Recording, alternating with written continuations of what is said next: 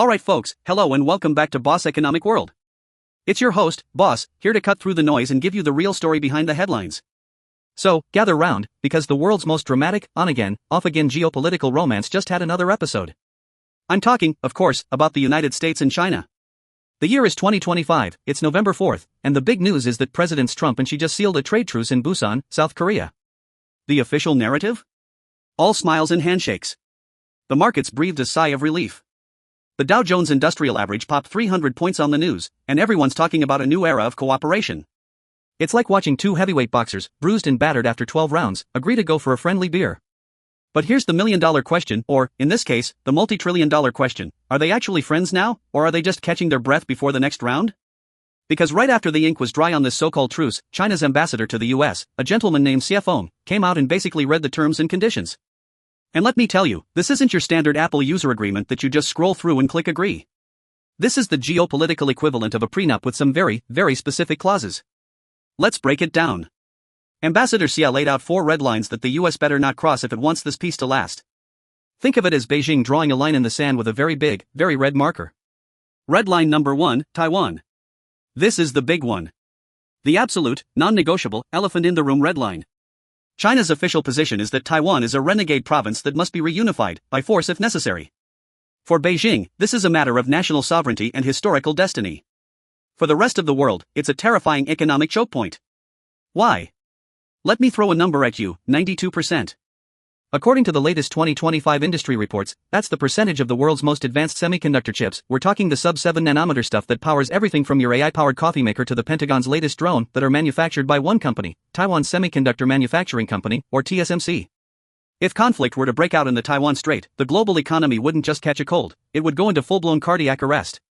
The supply chain disruptions would make the COVID-19 pandemic look like a minor inconvenience. We're talking about an estimated $10 trillion hit to global GDP in the first year alone. That's the combined economies of Japan, Germany, and the UK, wiped out.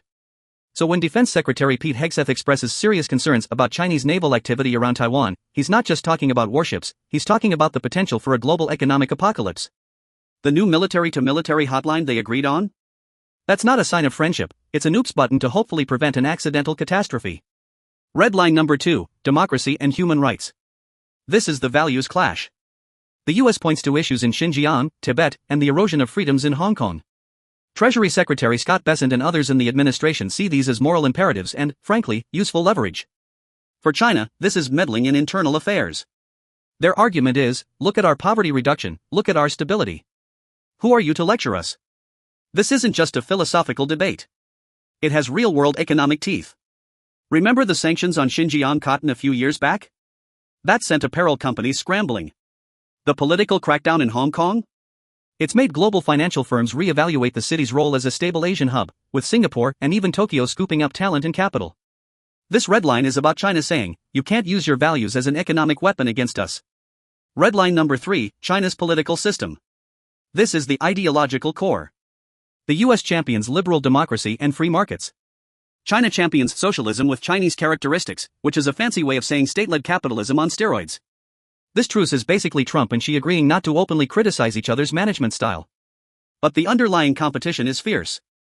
It's a battle for the world's hearts and minds. Which system is better at delivering prosperity and stability in the 21st century? The US points to innovation and freedom, China points to the 800 million people it lifted out of poverty and its high-speed rail network. Red line number 4, development rights.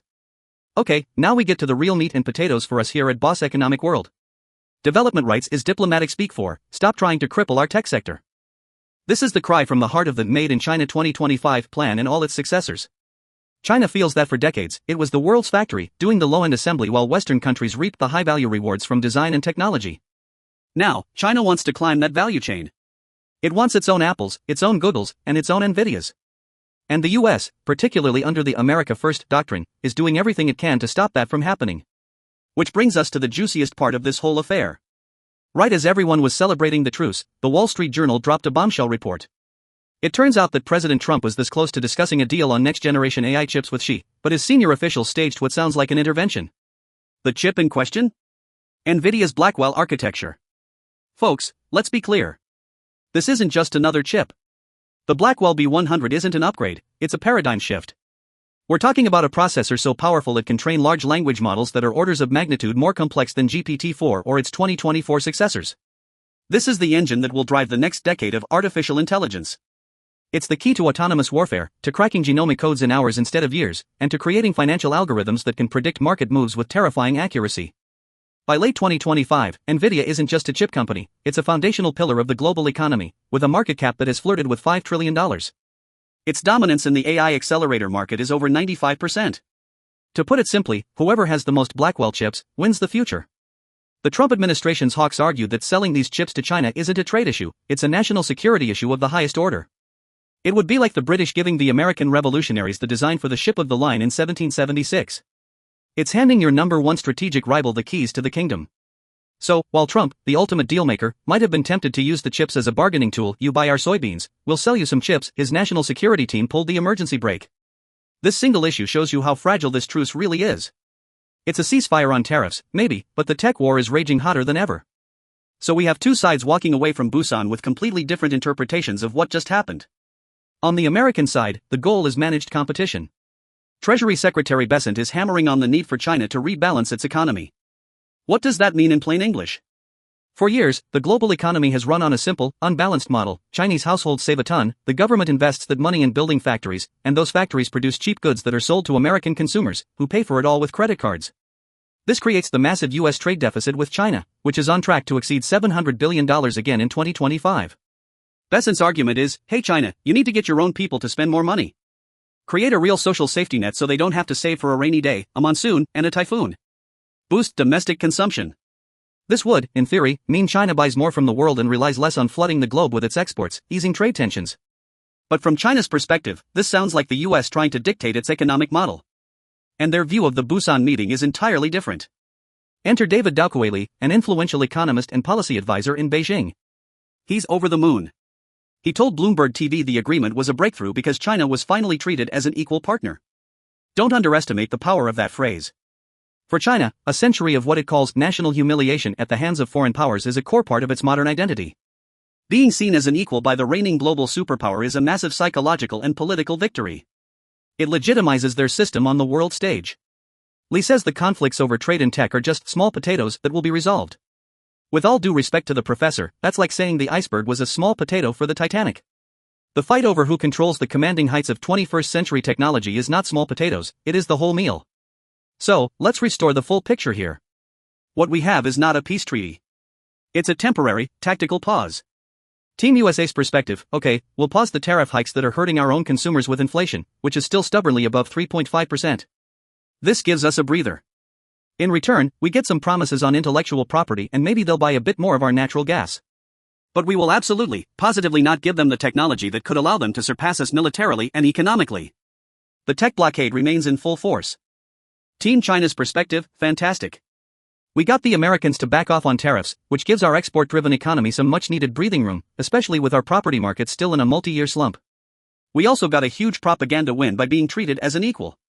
Now, we can focus on our domestic issues and double down on our efforts to achieve technological self-sufficiency, because it's clearer than ever that we can't rely on the West for critical components. The Busan Truce buys us time.